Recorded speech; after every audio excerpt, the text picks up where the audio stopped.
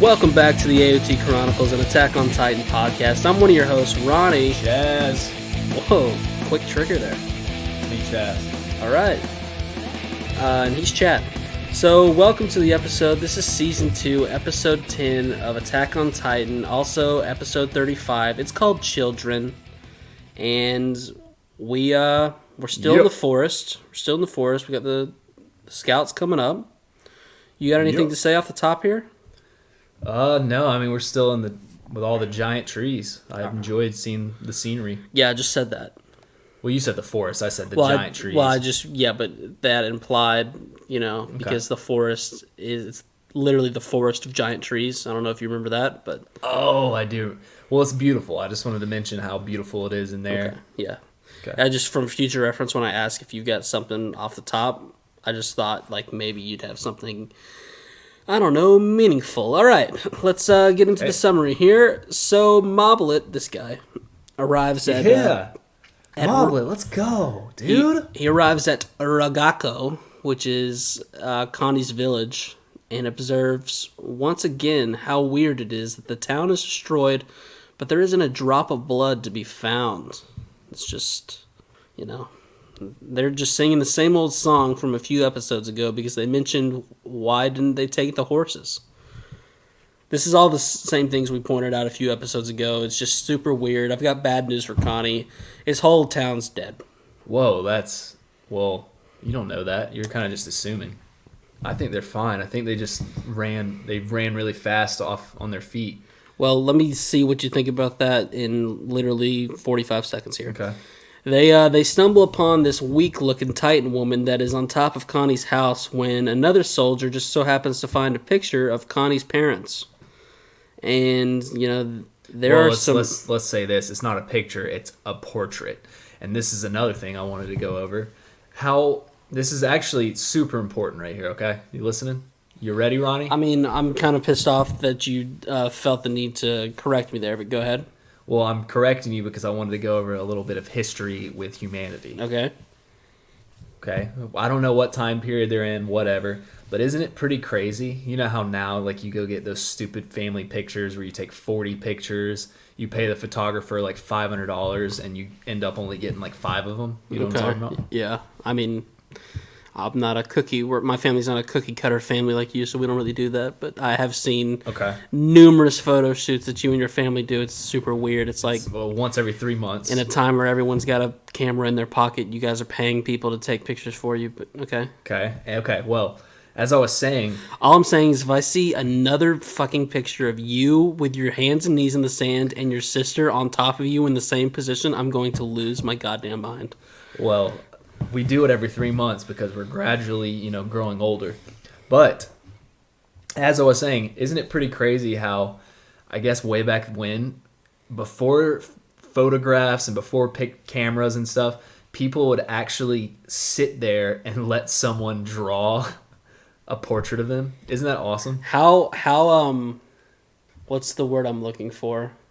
How entitled do you have to be yeah, I'm gonna sit here and you draw me. Yeah. For 5 hours. And how many times in history do you see that in our history textbooks and stuff? So many families did that. They were like, yeah, we'll sit here for 5 hours. You just stand right there and draw a picture of us. That's why they didn't smile. No one wanted to smile for so long, and that's why every single picture from that time looks extremely creepy, or portrait, should I say. And that's why this one. But now, see, that's the sign of the times. Now they're pictures of the portraits. Yeah. What a crazy world we live in, really, if you think about it. And just want to take this time once again to say, if I see another goddamn picture of you looking into the sunset with the camera right in your face and you're not making eye contact with the lens, I'm going to lose my mind. You don't like that? No. Okay, well... All I wanted to talk about was history, but I guess you're just going to be a dick this episode, so get right into it. So they find this portrait of Connie's parents, and there are some pretty unfortunate similarities going on here, aren't there? Oh, sorry, he's just doing some smoke rings in the air with his watermelon vape nicotine stick. So just give him a second to blow that out, and then we'll try this again. There's some pretty unfortunate similarities going on here, aren't there? Yeah, there is. All right.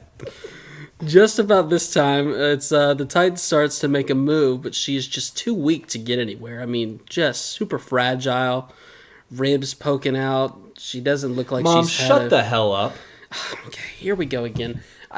Why does she come every single episode? Dude, you had to mention the stupid ass pictures that we I know, take. and I can see now her. She's all I can see her from up. here. She's on the website to book another photographer. And the sad part is she barely knows how to read. Well, she knows how to read. Well, barely. Okay. Old country bumpkin. Can't stand that lady. Let's keep going. Then why have you had 6 photo shoots just this year with your family? Because she makes me, okay? I live with my parents still. I get it. I'm in the basement. 70% of the pictures. That we were on. 70% of the pictures are you and just you by yourself. I mean, I don't like it. Ronnie, now I see you're clicking on the fall option where there's pumpkin decorations. God. Mom, I do not pay you $300 for those pictures. Don't even start that bullshit. Let's just get back into this. Oh my God. She'll shut up. Yes, we get. There's a hay ride that you guys can take pictures on. Jeez. We know it's spooky season, Mom. Okay. And don't say spooky season. We're not basic bitch enough. Get the pumpkin. I want the pumpkin on my head next picture with the eyes where I've got it as like a mask. Yes. Okay. We're not basic bitch enough to say spooky season. Please don't say that on our podcast. Well, I do have a pumpkin nitro cold brew spiced. Yeah. I mean, Starbucks. your name really does.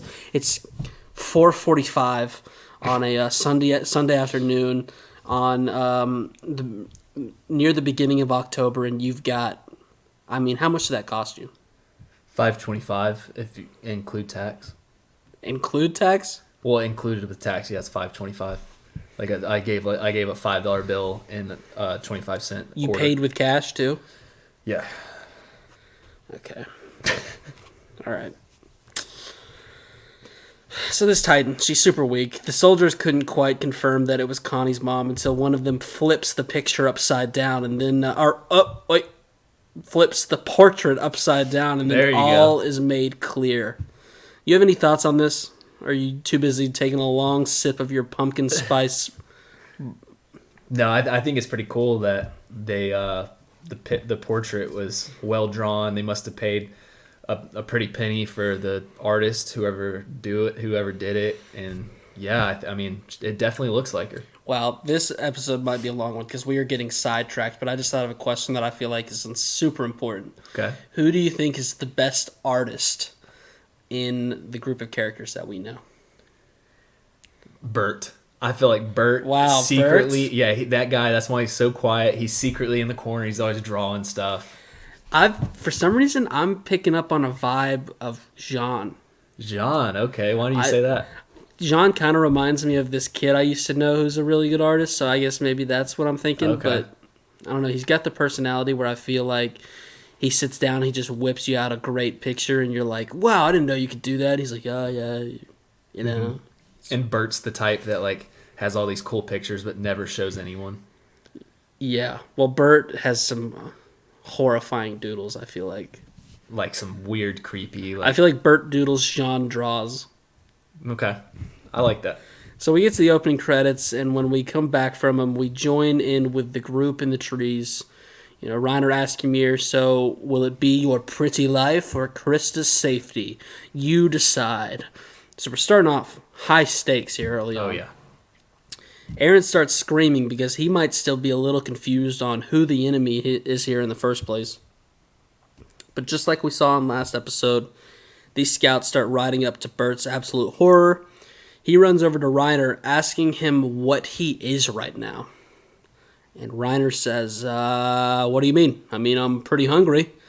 No, just kidding. He says, bro, don't worry. I'm a freaking warrior right now, okay? Why are you even questioning me? Dude, let's get one thing straight. I'm a freaking warrior right now. And then Bert asks, so wait, you're trusting that Ymir is a warrior and she's the one who ate Marcel?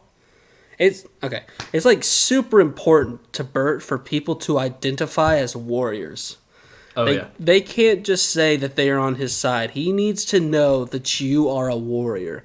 Even though, I mean, I'm pretty sure he would explode right now if Eren stood up and just said, "Hey, I'm a warrior." Even though Bert, I would not describe Bert as a warrior, but... Bert is Bert. Don't tell him that. Bertoldo! Reiner says, yeah, don't worry. Ymir's motives are clear. She just wants Christa, and as cute as she is, there are other reasons to bring Christa onto our side. Ooh. And of course, Bert inside his head is thinking, okay, but is Christa a warrior? Reiner goes on to say that Christa is a member of an important family, and if Eren doesn't end up being the coordinate, kind of a tough word. Yeah, he's... Coordinate, having her will make their search easier. What's going on here? Yeah, this is just confusing talk right here. If I was Eren, I would jump off the tree into a Titan's arms and just let him eat me at this point. Yeah, the two of them start making plans for everyone, and Reiner tells Bert that when they get back to their hometown, he needs to tell Annie how he feels. And Bert... All right, we go. Chaz's quote of the day. Whoa! Right here. It's already upon us. All right, so when he mentions Annie, he then says, "You should go for it. You're both murderers with short lives ahead." What's all that about? Oh, I love it. I love it because it's so out of nowhere. I mean, we always knew Bert, had a thing. He just, looked at Annie like a certain way. He never said anything like Bert always does. But just that line right there is just so subtle, and I have no idea what it means, but... Really pronounced the B in that subtle.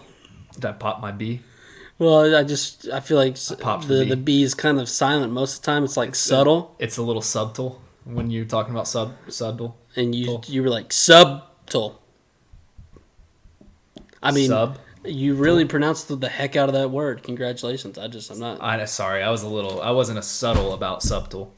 Yeah, but slap that page down. But our boy has a short life ahead, whatever that means. Yeah, cool quote of the day. Way to really scrounge for that one. When Reiner calls him out like this, Bert, shockingly, he panics. Reiner tells him that everyone can tell. And, 1 second, I just gotta wave this cloud of vape out of my face real quick. Okay. You're doing some pretty cool tricks over there. Reiner zips on down to Eren and tells him to get up because we're leaving, right now. Eren begs for him to not get violent because it's not like he can resist anyway, as he shows Reiner his nubby little arms. And, well, it's just right then and there, Eren backs out of frame but comes charging back in, giving Reiner a nub to the face. He tackles him right to the ground, gets a good amount of nubs right to the nose while screaming, "Die!" Reiner eventually gets control of the situation because, of course he does. And Ymir asks Bert, who are both calmly just watching from the side, why they are leaving already. He doesn't really have any interest in answering that, so he just asks if she remembers the person she ate when she turned back into a human. And this is when Reiner's choking out Eren. She says no, but then asks if it was one of his comrades since it was 5 years ago. Bert just stares, so Ymir says sorry that she doesn't even remember. Like you said, meanwhile, Reiner and Eren are still wrestling. Eren takes multiple bites at his nub, trying to tighten up, because once again, it's really the only thing he knows about being a Titan. Bert finally answers Ymir, telling her... Sorry, I'm just really distracted right now. Chaz trying to do the quietest page turn of all time, and he's kind of staring at me as I'm reading off my notes, so I felt like I was really reading there. I didn't have a whole lot of inflection in my voice, but he got the page turn done. Let's go ahead and take a second, reset here. All right, and we're back into it. All right, yep. Okay. Where did I leave off? It's really the only... Yep. Biting himself's the only thing he knows about being a Titan. Bert finally answers Ymir, telling her it's all right because it was the same for him and Reiner the first time, too, and he thinks so for Eren as well. What in the hell are they talking about? about, just not knowing who you're killing when you're tightening out.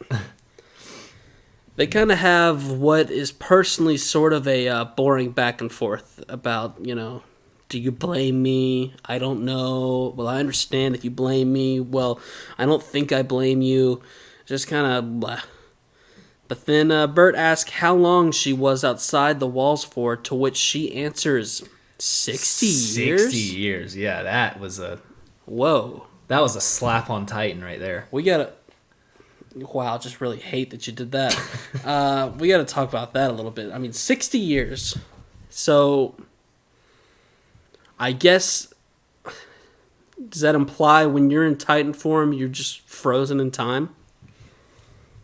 I don't know. So going back to the very beginning of the show, what'd they say? Over 100 years ago is when. Yeah. So if we're doing mathematics right here, Ymir said it's been like 5 years or whatever, apparently, since she ate a comrade, whatever it was, and now it's 65 years, dude. She was almost old enough to be at the beginning of the Titans. Yeah, almost by 35 years. How about that? Math. And she's only like, what? She looks like she's 19. So well, that's what I'm saying. When you're in Titan form, you must not age. Yeah. We join back up with with Erwin's formation in red flares, green flares, just a bunch of flares are flying around. Ultimately, they decide that they are surrounded. But Erwin's second-hand man says that there is a way around, but Erwin says no. It would take way too much time and too far out of the way. They just need to prepare for battle. Yeah. Almost like he could have shouted... Shinzu Sasageyo! Way better than last episode. Good for you. Happy for you. Meanwhile, Reiner's whole party, they've taken off. They are using ODM gear to go through the forest and try to get some distance between them and the scouts. Okay. Should have mentioned this earlier, but Ymir was confused that they weren't waiting until nightfall because she's literally just now realizing that the scouts are coming from them. Yeah. That was kind of confusing on screen. It was like Bert and Reiner apparently saw the flares, but somehow she didn't. I don't know if she was like looking at how dumb Eren looked at the moment or what. Yeah, I mean, I'm guessing Eren didn't realize it either, which is just, I mean, to me, I felt like last episode there was a sound, like you could hear the flares, and that's kind of what got everyone's attention. And I mean, they are just in trees and kind of right on the edge, so you would have thought they saw the flares, but... And you think Ymir and Eren would have picked up on it when Bert and Reiner looked off into the distance for 10 seconds and kind of shit their pants. But no, they're just now learning about it. Reiner calls Erwin a tough opponent. You're damn right he is. Hell yes, he's the GOAT. Ymir realizes that if the scouts are here, Christa is here as well. And so all hell starts to break loose because, everybody's got to marry her. Nonetheless, Reiner says that it's too risky to try and get her now and that they will have to do it later. Ymir doesn't like hearing that one iota. No. But Reiner assures her that Christa is indispensable for them too. She's crazy. She's still not buying it though and demands that we get Christa right now. And... we get to the calling card, which is... yeah, this is a very entertaining calling card. It's Ymir's hometown, so I can't wait to learn more about Ymir's hometown. Let's get into it right here. It is not known where Ymir's hometown is. Well, okay then. All right. Is that all you got? Yep, that's the calling card. Okay. So hope you write down that. Ymir's hometown. Don't know where it is. And okay. Here it is. And this is the part of the episode where I hand the reins right on off to you, Chaz. Alrighty. So, right after that important calling card, we have Bert still denying Ymir's request, saying that they can't go back for Christa. It's too late. What is the... something about you saying that reminded me of the we cannot deny a guest even... Do you know what I'm talking about? We cannot deny a guest even at the most ridiculous request. SpongeBob Chronicles coming soon. SpongeBob coming soon.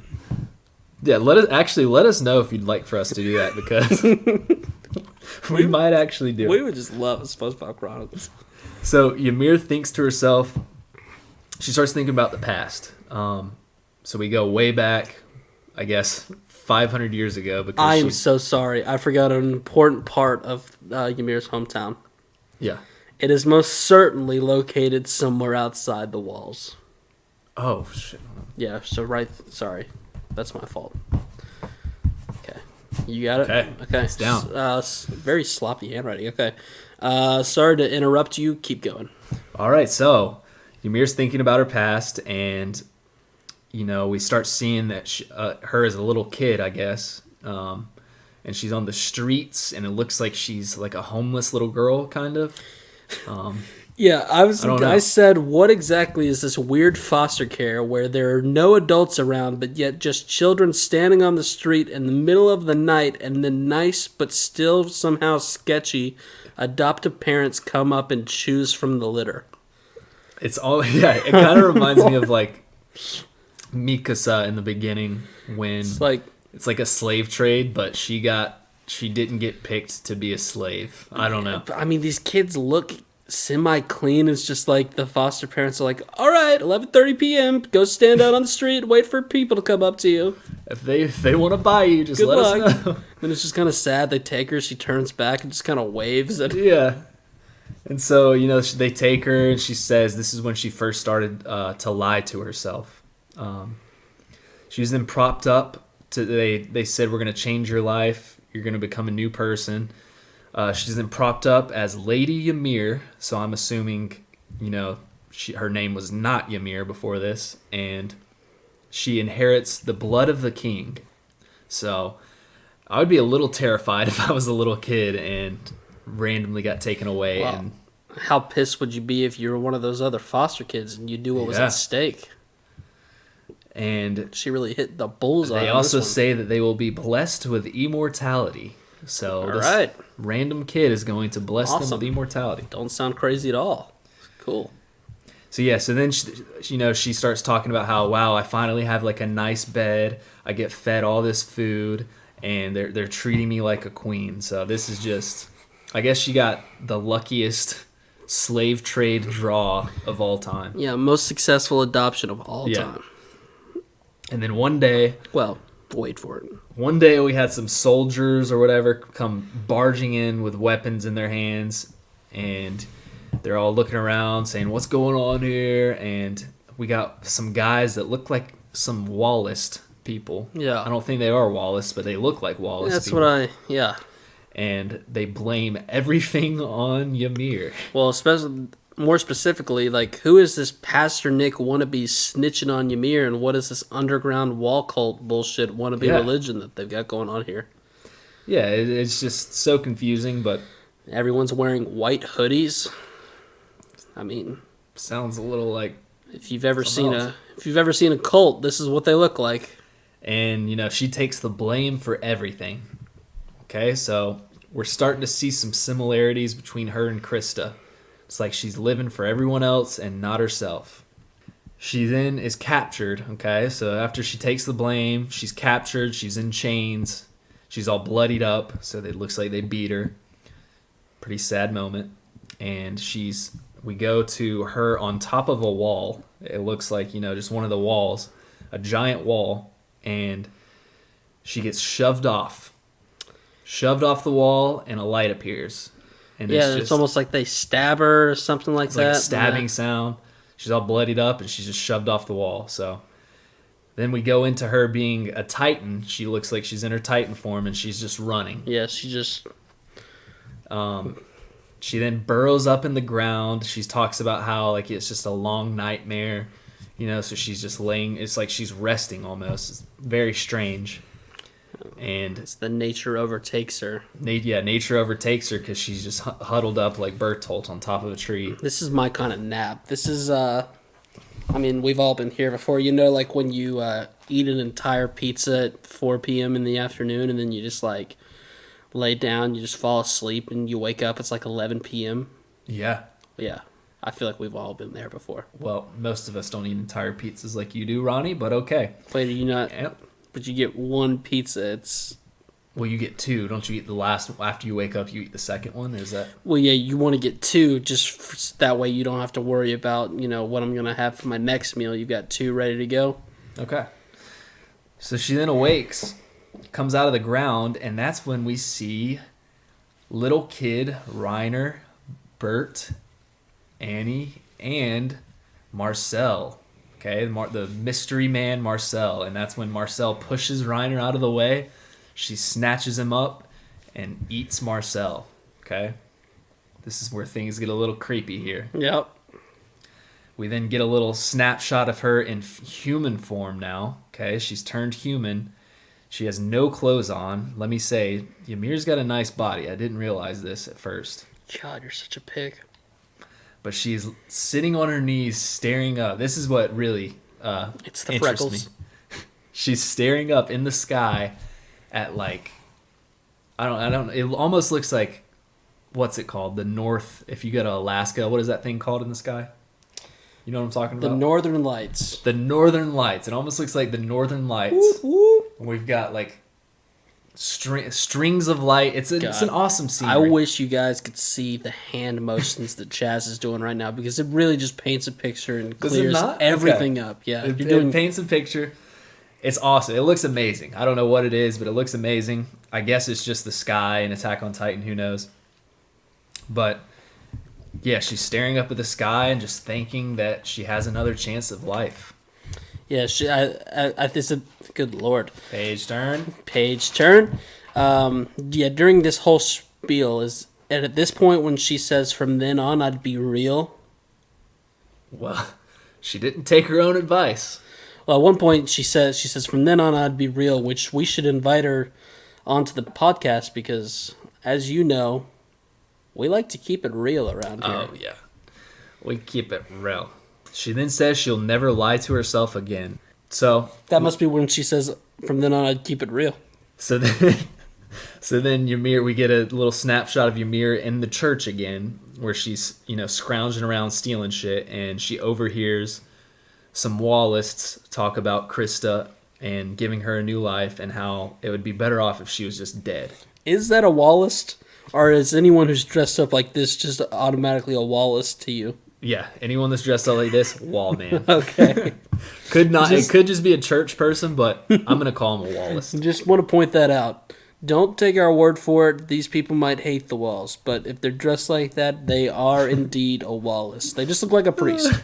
So now I'm really intrigued. I didn't really like Ymir and Krista's backstory before. Well, Historia, their backstory before, but I enjoy it now because you really see the parallels between them, and now you know why Ymir is so damn obsessed with her, because they're pretty much the same person. All right. Here's my problem. What's your problem? This whole monologue thing, flashback stuff, I think, like you were saying, this is what was supposed to put me completely on board with the Ymir and Christa stuff, and I'm just still not really there. Well, maybe it's sounds because like you are. I think you're against something. What are all the similarities here? Let's go through them. Okay, let's go through them. Okay, Ymir overhears that Christa has to get her name changed and live a completely different life, which is what happened to her as a little kid. She was taken away, had her name changed, and now she's living a completely different life. And But in two different ways. it is two different ways, but Because it's Ymir gained a family, Christa lost a family. Okay, we don't know how Ymir was in like the whole foster. Maybe just her parents died, or maybe they left her on the sidewalk somewhere. So I mean, but then it's like they both got different names. I'll admit to that. both got different names. They're not living for themselves at this point. They kind of didn't have the option. But Christa sounds like, from what these wallists are saying, that she was forced to do this. Ymir was also pretty much forced to be taken off the streets and brought into this new life. So I guess she's just thinking about, wow, sounds really similar to my situation. I gotta meet her. Gotta marry her. Gotta marry her. Yeah, it's very extreme, because from what the show's telling us, right? Ymir was just a Titan roaming around outside the walls for 60 years until she realized, I'm not going to keep this up. I'm going to, live for myself or whatever. Overheard about Christa and how she was being sent away. And then based solely off that, she signed up to be a cadet. To find this girl, to Christa. find Christa. I respect it. All right. So we go back to the present where Ymir just starts sabotaging our poor boy Bert. Okay, she's riding on the back of him, and she realizes, she's like, no, I gotta marry her. Yeah. So she's Gotta marry her. She starts fucking with Bert, and Bert just loses it right here. He is so terrified. But she ends up saying, she's like, here, she's like, honestly, Reiner, Bertolt, my Titan is the best for this environment. I can swing around, I can do whatever, and I've got a plan to get Christa back. And they finally buy into it. She's convinced them. So we get in, and the soldiers start charging in the forest. They're already right at the forest. They disperse. Erwin tells them to disperse. Some of them get on their ODM gear, and they start swinging through the trees. I love any time they're on the horse, and they just ODM off the horse, and the horse just keep running. It's awesome. It's cool. And then we get a little shot of Mikasa where she says, Eren. Oh. Chills. And then we go over to Connie and crew. They're riding on ODM, and they roll up on Ymir's Titan. And Connie informs them that, oh, wait, this is Ymir's Titan, and she's just hanging on a tree. Yeah, this is the part where the scouts meet up with her, and I think they actually asked 47 questions in 23 seconds. Yes, no wonder she didn't answer, and also, she's in a Titan form. How the hell is she going to answer? But that's when Connie's starts calling her ugly and is beating on her head. I love how Connie, even though Ymir, they don't know if she's actually turned against him or not, he's still so tight with her. They've always fucked with each other for so long, called each other names, that he's comfortable enough to beat on her Titan head. Right. And then that's when Christa finally rolls up, and she's like, Ymir, and Ymir takes a good old chomp at Christa, puts her right in her mouth. Just a little foot hanging out. Yep. So while all of them do that, Connie and them, Mikasa, they're basically like, all right, we now know Ymir's a threat. She just swallowed Christa right in front of us. So Ymir meets up with Reiner and Bert. She's swinging through. She's super fast. I like how her Titan does have different abilities, and even though the Colossal Titan is massive and definitely the most OP Titan out of all of them, she still has way more of an advantage in the forest than Bert would if he transformed. Yeah. She got that long wingspan, just like a Tarzan in here. Yep. So she swings to them. Bert now has Eren tied to his back, and that's when Reiner does a cool-ass transformation, slits his hand, jumps off the tree. Now he's the Armored Titan, and they all hop aboard, including Ymir, and they start running off. And then that's when Hannes yells. I love Hannes right now. He's just so determined. He's yelling at everybody to get on the horses and chase after him. And right at the end, we get a little clip of Hannes saying, I'm going to get Eren back no matter if it cost me trading my life. Oh, Hannes. Our boy Hannes, dude. He's come full circle. Yep. Yeah, he told us he was going to make it up to Eren for, everything that happened with his mom and having to take them away. He's making it happen right now. We're going to have to see what goes on from here. Kind of a boring episode. Yeah. Like I said, you're not a fan of Ymir and Christa. I respected this. I respect the Ymir backstory. It made me like Ymir a little more. I'm still not a big fan of her or anything. Let me get this straight. I like the Ymir background. That part, I like seeing where Ymir came from. All of that stuff going on with her is interesting. Just the whole Ymir and Christa part of it, still not completely with. If you're a manga reader, let us know how it went down in the mangas. If there was something that they left out in the show that you particularly liked. That's a tough word for me right now. And also, Ymir's got a banging body when she's sitting in the sand. It's just so unneeded, so crass. It's the freckles.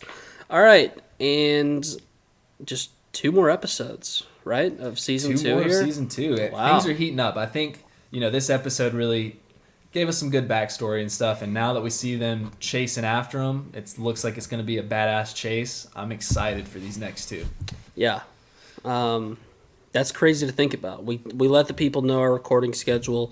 We've got, next time we record, we'll be doing season 3. The most recent season of Attack on Titan. That much closer to being caught up. Season 4, December 7th. Send the feedback to thepodcastchronicles@gmail.com. We're not done yet, though. We still got to do everyone's favorite segment, or least favorite segment. It is Learn a Little Something About Ronnie and Chad. Where we learn a little something about Ronnie and Chaz. Well executed. I'm going to go first this time. I think people are really going to learn something about Ronnie here. When I was in 5th grade, I went to a school that had only 2 5th grade classes of about... So you were 15 in 5th grade? About 20 students in each class. It was a very small elementary school. There was probably only 35, 40 5th grade students. We were... and that year was the first year that they've got a chorus class. Oh, wow, you're a chorus guy. And so, yes, there were, I think, of 40 students... or it was something like that. There were 38 out of 40 students signed up for chorus. Two kids did not, and they just did computer work when the rest of us were in chorus class. So they played Icy Tower on the computer. The chorus was just the cool thing to do. So of course Ronnie went into chorus, and I'll remember it for the rest of my life. We did a chorus concert where we performed music from High School Musical 1. We did a choreography of We're All in This Together. It was a great show. I haven't been able to find the home movies. I'm wondering if my parents even attended because they were probably so disappointed in me because I didn't get a solo, even though I really worked my pipes, tried to get that solo, but it just wasn't able to happen. I don't think a single guy got a solo, which now that I'm thinking about it was really inappropriate behavior from just the people in charge over there. And I hope you learned a little something about me. I actually learned a little something about you. Together. I did not know that. I really did. We're breaking free. Okay, yeah. Yeah. You want to keep going? Now you know. No, it's your turn. Flying. Okay, well, about me, learn a little something about Chaz. Yeah, you can that can be the background if you want to keep going. Just keep going. Chick-fil-A. It is my favorite fast food establishment, and they do everything just grade A. Wow. Real original thought there. What is your order? 2 spicy chicken sandwiches with no pickle, large fry, and a large Dr. Pepper / or I'll switch it up and do a large milkshake with a cherry, and I always eat the cherry right before I drink the milkshake. But most of the time, it is a chocolate or vanilla, sometimes strawberry. And when they have peaches that time of year, I'll indulge on that. Wow, you think they're actually using real peaches? Yeah, they are because we live in the state of Georgia, the peach state. Yeah, but you think they're actually using real peaches? Yes, I believe so. Well, here's my hot take for you. My grandma, she also enjoys those milkshakes, but as much as she enjoys them, she states that she does not think they use real peaches. Well, your grandma's 95 years old, and she doesn't have any taste buds anymore. Well, buddy. She's 79. She's a lovely woman, and she's really waiting for you to come visit her again because you told her that you would, and you haven't been back since.